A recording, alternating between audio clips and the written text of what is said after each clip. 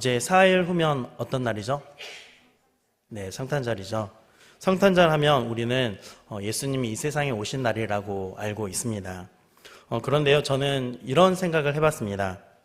예수님이 이 세상에 오셨던 것은 사실인데 그게 나와 아무런 상관이 없다면 무슨 소용인가? 라는 생각입니다. 그래서 저는 성탄절을 다시 한 번 더 정의한다면 이렇게 정의해보고 싶습니다. 성탄절은 예수님이 나에게 오신 날이라는 것입니다. 아멘이십니까? 우선 그러면 우리 옆에 분과 또 이렇게 인사해 볼까요? 성탄절은 예수님이 나에게 오신 날입니다. 네, 사랑하는 여러분, 오늘 이 주일 저녁 예배가 나에게 찾아오신 그 예수님을 만나는 복된 예배의 자리가 되시기를 주님의 이름으로 축복합니다. 이제 오늘 본문을 한 구절씩 살펴보면서 예수님과 베드로가 어떻게 만났는지를 살펴보도록 하겠습니다.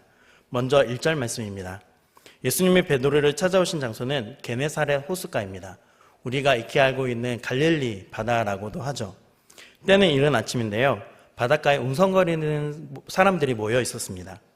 예수님의 말씀을 듣기 위해서 예수님 주변을 에워싸고 있는 사람들이죠. 그런데 2절, 호숫가에 배 두 척이 보이네요. 그리고 어부들이 그 배에서 내려서 그물을 씻고 있었습니다. 그들은 밤새 고기잡이를 하고 나서 다음 고기잡이를 준비하기 위해서 이제 그물을 씻어 놓은 다음에 집에 가서 쉴 생각을 하고 있었던 것 같아요. 이렇게 갈릴리 바다에는 두 부류의 사람이 있었는데요. 예수님과 예수님의 말씀을 듣기 위해서 모여있는 사람들, 또 한 부류는 배에서 내려서 그물을 씻고 있는 사람들이었습니다. 문제는 그물을 씻고 있었던 그 어부들은 지금 옆에서 말씀하시는 예수님이나 또 웅성거리는 그 무리들에게 전혀 관심이 없다라는 거예요. 무관심이었습니다. 그런데 여기에 변화가 생기기 시작합니다. 무리들에게 에워싸여 있었던 예수님이 그물을 씻고 있는 그 어부들을 바라보기 시작하신 것입니다. 그런데요, 놀랍게도 예수님은 그물을 씻고 있는 그 어부들 앞으로 다가가셨습니다. 그리고 베드로 앞에 멈추셨어요. 베드로가 긴장을 했을까요? 안 했을까요? 긴장했겠죠. 예수님이 말씀하십니다. 베드로, 너의 배를 잠시 빌려줄 수 있겠니? 3절, 베드로의 마음에 갈등이 생겼습니다. 지난 밤새도록 고기잡이를 했기 때문에 얼마나 피곤했을까요? 빨리 다음 고기잡이를 준비하고 빨리 가서 쉬어야 할 텐데요. 그래서 집에 빨리 돌아가서 쉬어야겠다라는 그런 생각을 가지고 있었겠죠. 그런데 베드로는요, 그 예수님의 부탁에 거절을 하지 못합니다. 그래서 자신의 배에 예수님을 태우고서 육지에서 조금 떨어지게 됩니다. 그리고 예수님은 거기에 바닷가에 모여있는 무리들을 향해서 말씀을 전하시는 거죠. 이제 그 바닷바람을 타고 예수님의 목소리가 그 온 해안에 울려 퍼지기 시작했습니다. 베드로 역시 처음에는 원하는 건 아니었지만 예수님을 배에 모셔야 했기 때문에 예수님 말씀하실 때 그 예수님의 말씀을 듣고 있었겠죠. 그런데 4절, 그렇게 한참 말씀하시던 예수님이 베드로에게 이렇게 이야기를 하시는 거예요. 지금 이 배를 가지고 더 깊은 데로 가자. 그리고 거기서 그물을 내려라. 5절, 베드로는 다시 마음속에 갈등이 시작되었습니다. 아니, 도대체 밤새도록 그물을 내려도 한 마리도 잡지 못한 고기를 잡지 못한 나에게 다시 그 깊은 데로 가라니. 그리고 그 깊은 곳에는 지금 물고기가 없는데, 아니 한낱 목수에 불과한 저분이 어떻게 평생 동안 이 갈릴리 바다에서 잔뼈가 굵은 나에게 뭘 한다고 그곳에 가서 그물을 내리라고 하는 거지? 그런 생각을 하지 않았을까요?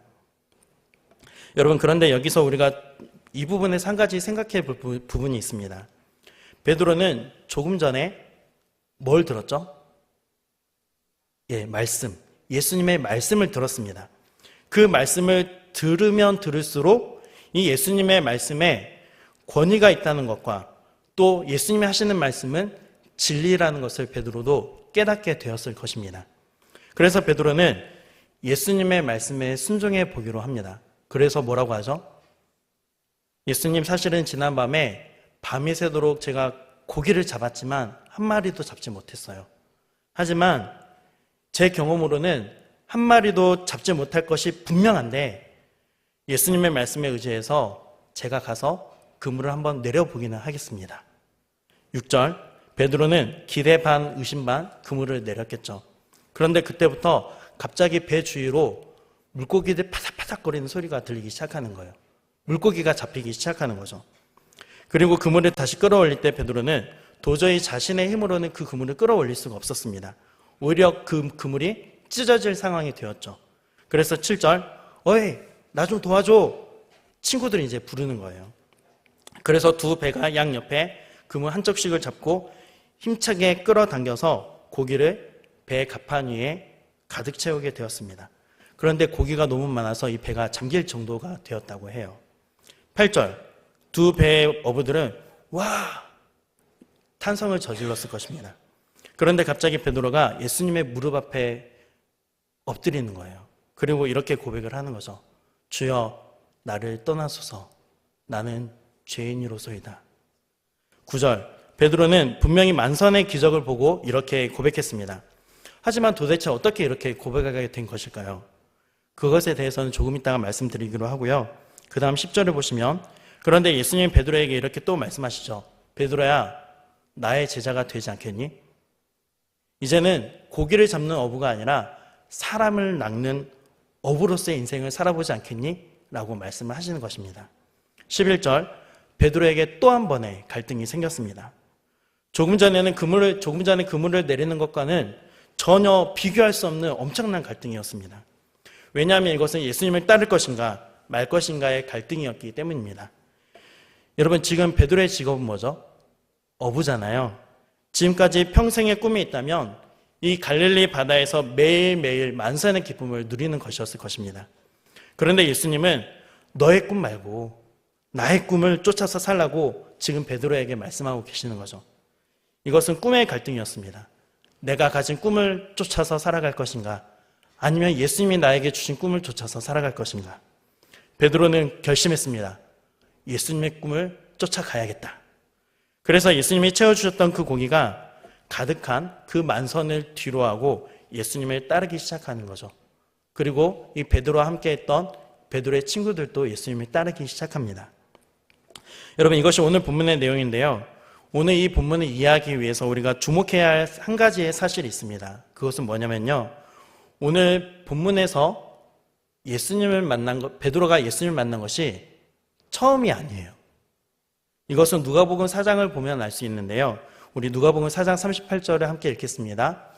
예수께서 일어나 회당에서 나가사 시몬의 집에 들어가시니 시몬의 장모가 중한 열병을 앓고 있는지라 사람들이 그를 위하여 예수께 구하니. 아멘. 예수님께서 회당에서 가르치신 다음에 누구의 집으로 갔다고요? 시몬의 집으로 갔습니다. 시몬 베드로의 집으로 들어가는 거죠. 베드로가 초청한 것은 아니에요. 그런데 예수님이 아주 자연스럽게 당연히 갈 수 있는 곳을 가신 것처럼 기록이 되어 있습니다. 여러분, 이것을 보시면 예수님과 이 베드로의 사이가요, 그저 그런 사이가 아니라는 것을 알 수 있습니다. 아마도 베드로는요, 이 당시만 하더라도 예수님의 열렬한 제자였을 것입니다. 그런데 그 베드로의 집의 장모가 중환열병으로 고생하고 있다는 것을 알 수 있고요. 그래서 그것을 보시고 예수님이 그 장모의 열병을 고쳐주시죠. 그런데 그 다음 구절인 40절을 보시면요, 해질 무렵에 사람들이 온갖 병자들을 그 집으로 데리고 나왔대요. 여러분, 지금 예수님은 어디에 계시죠? 베드로의 집에 계시잖아요. 그러니까 지금 이 베드로의 집이 치유 집회의 장소가 된 거예요. 그러니까 베드로는 예수님과 보통 사이가 아니었을 뿐만 아니라요, 예수님의 이적을 보았고 예수님의 말씀을 들은 사람이었던 거죠. 이것을 기억하시고요, 다시 오늘 본문 5장의 갈릴리 바다로 돌아오겠습니다. 조금 전에 말씀드린 것처럼 이 바닷가엔 두 부류의 사람이 있었죠. 한 부류는 예수님의 말씀을 듣기 위해서 에워싸고 있는 사람들, 한 부류는 그 사람들과는 전혀 상관없는, 그 사람들은 신경 쓰지도 않는 어부들이었습니다. 그러면 여러분, 정상적으로 처음 이 누가복음을 읽은 독자라면 이 누가복음의 4장을 읽고서 5장을 읽을 때 베드로는 이 두 부류의 사람들 중에 어디에 있어야 마땅한 거죠? 말씀을 듣기 위해서 모여있는 사람들 속에 있어야 되는 것 아닙니까? 그런데 이상하게도 베드로는 그물을 씻고 있는 그 사람들 속에 있었습니다. 뿐만 아니라 예수님과 한때 예수님의 집에 초대할 정도로 가까운 사이였잖아요.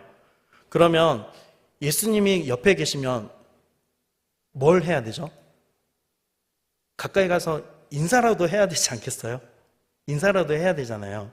그런데 베드로가 이 예수님을 본체만체 하고 있는 거예요. 전혀 신경 쓰지 않는 거죠. 이것을 표로 한번 보도록 하겠습니다. 여러분, 4장을 보시면 시몬의 집에서 일어난 일만 봐도 베드로는요, 굉장히 열렬한 예수님의 제자였습니다. 그런데 5장에 보니까 예수님에 대해서 너무나도 냉담한 반응을 하고 있는 베드로를 보게 돼요. 여러분, 근데 그래서 중간에 제가 뭐라고 써놨죠? 무슨 일이 있었다. 네. 어떤 일이 있었는지는 저도 잘 모르겠습니다. 공부를 해봐도 제가 자료를 못 찾아서인지 무슨 일이 있었는지는 잘 모릅니다. 혹시나 이 시몬 베드로가 열심당원이었다? 아닙니다. 그 열심당원인 시몬은 다른 사람입니다. 어떤 일이 있었는지는 저도 잘 모르겠어요. 하지만 베드로가 예수님과 결별한 것은 확실합니다. 베드로가 무엇인가 실망해서 예수님을 떠나버린 것이겠죠. 그래서 베드로는 그 옆에 있는 무리들을 보면서 그 무리들과 함께 예수님에 대해서 차갑게 반응하고 있는 거죠. 어쩌면 베드로의 마음속에는 이런 생각이 있었을지도 모르겠어요. 야, 나도 너희들처럼 전에는 그렇게 예수님을 열렬하게 따랐던 적이 있어. 야, 그런데 너희들도 한번 시간 지나봐. 아마도 베드로의 마음속에 이런 생각이 있지 않았을까요? 그런데 예수님이 그 베드로에게 다가오시는 거예요. 그리고 베드로 앞에 멈춰서서 베드로에게 말을 거시는 거죠. 베드로야, 배를 좀 빌려줄 수 있겠니? 여러분, 베드로가 예수님에 대해서 아무리 냉담했다 하더라도요, 얼마 전까지만 해도 예수님의 제자였습니다. 그러니 어떻게 그 예수님의 부탁을 쉽게 거절할 수가 있겠습니까? 그래서 배를 빌려드리게 되고요. 또 그래서 본의 아니게 예수님의 말씀을 다시 듣게 되었습니다. 예수님의 말씀을 듣고 있는데 예수님이 더 부담스러운 명령을 하세요. 깊은 데로 가서 그물을 던져라. 베드로는 갈등하면서도 이 명령에 순종했습니다. 그리고 예수님의 말씀대로 이 순종한 베드로에게 만선의 기적이 나타나는 거죠. 여러분, 우리는 이 맥락을 이해해야 그 다음 8절 말씀도 잘 이해할 수 있는데요. 오늘 본문 8절 말씀을 보시면 시몬 베드로가 이 만선의 기적을 보고 예수님 앞에 엎드려서 뭐라고 해요? 주여, 나를 떠나소서, 나는 죄인입니다.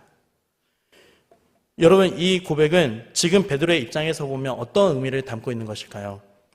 우리는 보통 이 구절만 따로 떼어놓고 해석을 하는 경향이 있습니다. 그래서 만선의 기적을 보고 베드로가 예수님이 보통 분이 아니시구나, 예수님에게서 어떤 그 신성을 발견했기 때문에 베드로는 지금 하나님을 만난 사람들이 보이는 일반적인 반응처럼 나는 죄인이다, 이렇게 고백했다, 이렇게 해석하는 것이 보편적인 해석이죠.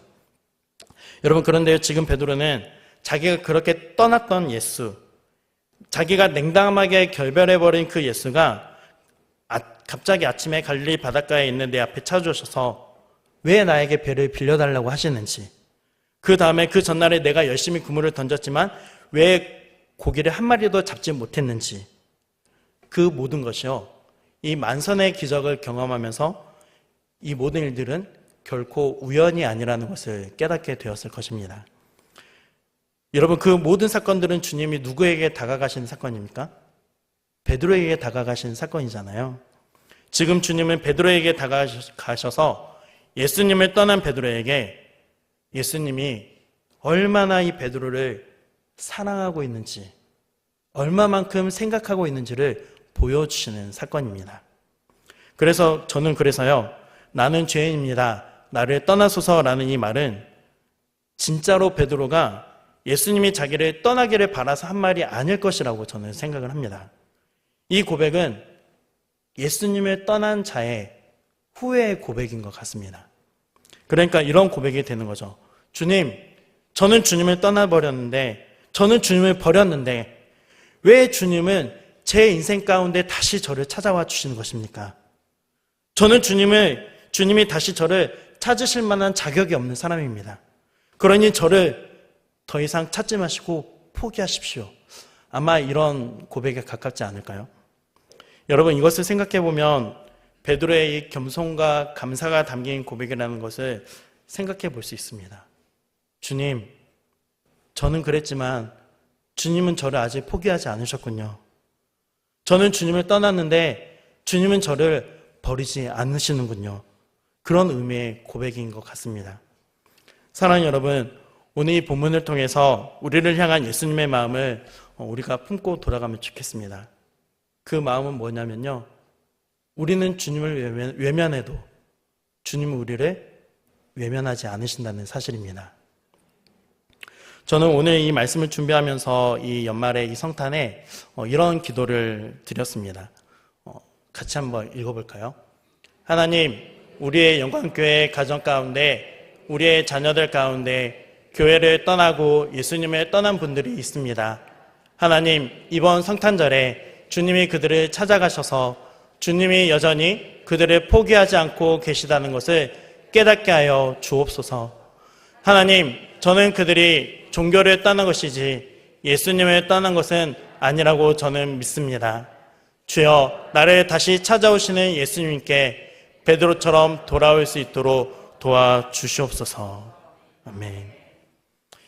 이것이 이번 성탄절에 우리 가슴에서부터 나오는 우리의 기도 제목이 되기를 바랍니다. 이제 또 한 가지 우리가 주목해야 할 본문이 있습니다. 바로 5장 4절 말씀인데요.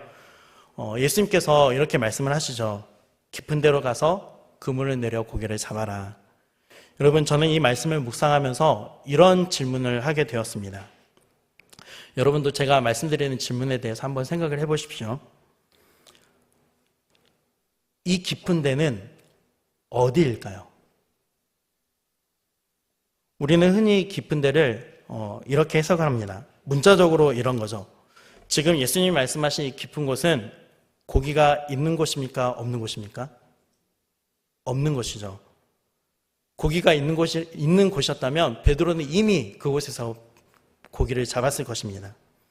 그런데 지금 베드로의 경험과 지식으로는 그곳에 가면 고기가 없는 거예요. 그러니까 지금 예수님이 깊은 데로 가라고 베드로에게 말씀하시는 것은 베드로로 하여금 갈등을 일으키게 되는 거죠.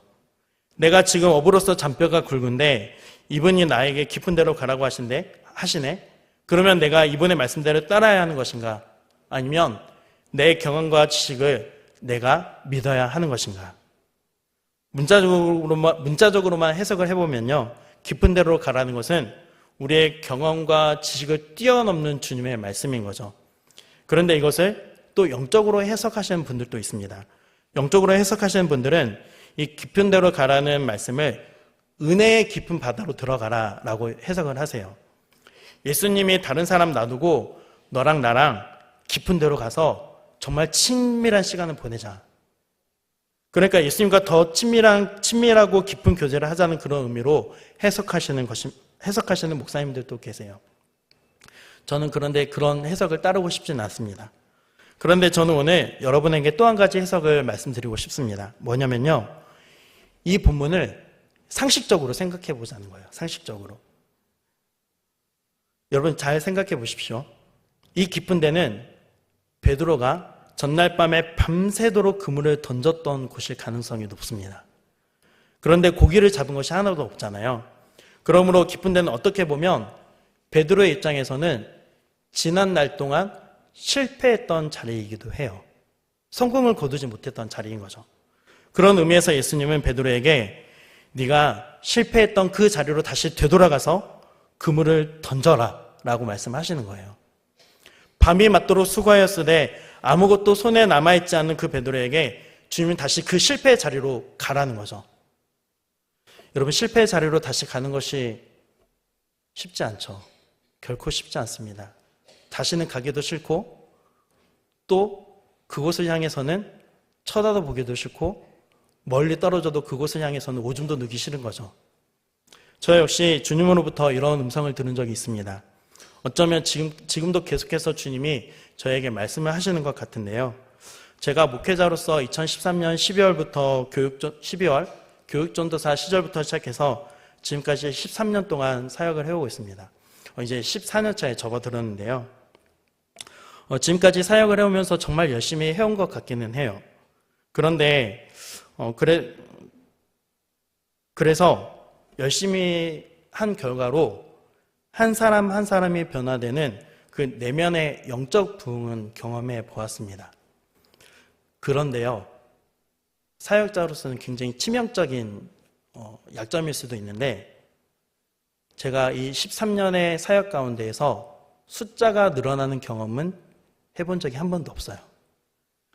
어떤 책에서는 이 교인 수를 늘려본 경험이 있는 숫자적인 부흥을 일으켜본 사역자를 부교역자로 청빙을 해야 한다는 글도 본 적이 있습니다. 그래서 그런 면에서 본다면 저는 목회자의 자질로서는 꽝인 셈이죠. 그래서 이 목회자로서의 삶은 나에게 맞지 않는 것일까? 지금까지 아무리 열심히 기경을 해봐도 보이는 열매가 없어 보이는데 내가 이 목회를 계속 해야만 하나? 이런 실패감과 좌절감을 느끼고 있었습니다. 그래서 저의 마음속에는 이 베드로처럼 지금 이 자리를 떠나고 싶다는 생각이 드문드문 떠오를 때가 있습니다. 그리고 또 우리 담임 목사님과 같은 이런 훌륭한 선배 목사님들을 뵈면요, 그 앞에서 저는 늘 항상 작아집니다. 내가 과연 저분들처럼 목회를 할 수 있을까? 분명 저분들을 뭔가 뛰어넘는 것이 있어야 나도 목회를 해나갈 수 있는 그 동력이 있을 텐데, 아니, 뛰어넘는 것이 문제가 아니라 목사님의 저 발끝이라도 내가 따라가 볼 수는 있을까? 이런 생각을 하게 됩니다. 밤이 맞도록 아무리 수고를 하여도 목회를 할 자신이 없어져 가는 거죠. 그런데도 하나님은 계속해서 저를 이 목회자의 자리에서 떠나지 않도록 붙들고 계시는 것 같습니다. 아니, 떠나려는 생각을 하면요, 어김없이 하나님은 다시 목회의 자리로 돌아갈 것을 명령을 하시는 거예요. 그래서 저는, 아니, 하나님, 왜 저를 계속해서 이 자리에 두시는 것입니까? 제가 봐도 누군가에게 보여줄 만한 어떤 그 열매를 맺어 본 적도 없고, 제가 제 자신을 생각해 봐도 별로 인격적이지도 않은 것 같고, 교회 안에서나 성도들을 대할 때에만 착한 사람 코스프레를 하고 있는 것은 아닌지요. 이런 저를 왜 자꾸 다른 길을 보여주지 않으시고, 왜 자꾸 이 자리를 지키고 있으라고, 왜 자꾸 실패한 것만 같은 이 자리로 다시 돌아가라고 말씀하시는 것입니까? 라고 고백을 한 적이 있습니다. 그런데요, 하나님이 계속해서 저를 이겨가시는 것 같아요. 그래서 저는 그저 하나님의 이 부르심에 순종하면서 살아가려고 애쓰고 있는 중입니다. 그러다 보니 이렇게 마음의 갈등을 하게 되는 순간마다 하나님께서 주시는 위로와 은혜들이 있는데요, 숫자적인 부흥을 경험해 보지는 못했지만요, 그래도 정말로 한 사람 한 사람을 사랑하는 마음으로 사역할 때마다 마음의 변화가 일어나서 주님을 더욱더 따르기로 결심했다고 연락해오는 지체들도 있고요. 또 당시에 목사님이 저를 포기하지 않아 주셔서 제가 지금도 열심히 신앙생활을 하고 있어요. 목사님이 저희들을 얼마만큼 사랑하셨는지를 제가 보았기 때문에 제가 지금 주일학교 교사로 섬기고 있어요. 이렇게 연락을 해오는 제자들이 있습니다. 그런 연락을 받을 때 주님이 베드로에게 말씀을 하시는 것처럼요, 주님이 저에게도 깊은 곳으로 가라, 네가 실패했던 그 자리로 다시 돌아가라 라고 말씀하시는 것 같습니다. 그렇게 저를 불러주시고 계속해서 붙들어주고 계시는 하나님께 지금은 깊은 감사를 드리고 있습니다. 저는 베드로처럼 실패한 그 자리에서 계속해서 그물을 던지고 있는 중입니다. 저는 이런 생각도 들었습니다. 제가 만약에 목회를 그만두고 다른 일을 했더라면 그래도 주님은 제 인생과 저의 삶을 인도해 가셨겠죠. 그런데 저는 실패하고 있다고 생각하는 자리를 떠나지 않고 계속해서 목회를 함으로써 제가 느끼는 실패감과 무력감의 상처를 하나님께서 치유하시기 위한 그 계획이 있지 않을까, 그런 생각도 해보게 되었습니다. 하나님께서 저를 회복시키기를 원하시는 거죠. 또 저를 통해 우리 영광교회 공동체에 영적 부흥이 일어나기를 그 누구보다 바라고 계실 것이라고 믿습니다. 여러분, 저는 여러분에게 무조건 실패한 자리로 돌아가십시오라고 말씀을 드리려는 것이 아닙니다. 하나님이 우리 인생 가운데 그것을 요구하실 때가 있다라는 거예요. 그럴 때 하나님은 한 번 더 실패하라고 우리를 몰아붙이시는 것이 결코 아닙니다. 분명한 것은요, 주님께서 우리에게 다시 실패한 자리로 돌아가라는 그 음성이 분명하다면요, 그 음성에 순종했을 때 하나님만이 하실 수 있는 하나님의 도우심과 기적을 우리의 인생 가운데 베풀어 주실 줄 믿습니다. 그런데 우리가 한 가지 기억해야 할 것이 있습니다. 실패하고 다시 그 실패한 자리로 가고 금을 던지는 것은 똑같은 일인데요. 하지만 달라져야 할 것이 있어요. 그것은 뭐냐면 우리 누가복음 5장 5절 말씀을 함께 읽겠습니다. 시몬이 대답하여 이르되 선생님, 우리들이 밤이 새도록 수고하였으되 잡은 것이 없지만은 말씀에 의지하여 내가 그물을 내리리라 하고. 아멘. 지금 베드로가 선생님, 우리가 밤이 새도록 수고하였지만 잡은 것이 없습니다. 그 다음에 뭐라고 하죠? 말씀에 의지하여. 여러분, 베드로는 그 전날 밤에 그물을 내렸을 때 자신의 경험과 자신의 지식을 의지했을 것입니다. 그런데 실패한 자리로 다시 돌아갈 때 베드로는요, 이제 무엇을 의지하는 거예요? 말씀을 의지합니다. 저도 제 열정과 제 학력으로, 제 지식으로 성공하겠다라는 그런 만선의 꿈을 꾸고 있었습니다. 그런데 저의 경험과 지식으로 그것은 할 수 있는 일이 아니었습니다. 지금은 제가 말씀을 의지해서 목회하는 것을 점점 저도 배워가고 있는 중입니다. 사랑하는 여러분, 주님이 다시 실패한 자리로 돌아가라고 말씀하시면요, 이제는 경험을 의지하지 말고 나의 지식을 의지하지 말고 사람도 의지하지 말고 오직 주님의 말씀을 의지하고 다시 시작해 보실 수 있기를 주님의 이름으로 축복합니다. 이제 말씀을 맺도록 하겠습니다. 예수님을 떠나고 예수님께 냉담했던 그 베드로에게 예수님이 다시 찾아오셨습니다. 그것을 통해서 베드로는 나를 포기하지 않으시는 그 주님의 사랑을 경험했습니다. 그리고 실패한 베드로에게 주님은 실패했던 그 깊은 곳으로 다시 가라고 말씀하십니다. 그것을 통해서 베드로가 그 실패의 상처를 붙들고 살아가지 않도록 이 베드로를 주님이 회복시켜 가고 계셨습니다. 이번 성탄절 우리의 마음속에 우리에게 찾아오시는 예수님, 그리고 예수님을 떠나 있는 나의 가족들, 친지들, 지인들에게도 찾아가시는 예수님, 베드로에게 찾아오신 그 예수님이 우리 모두의 예수가 되기를 주님의 이름으로 축복합니다.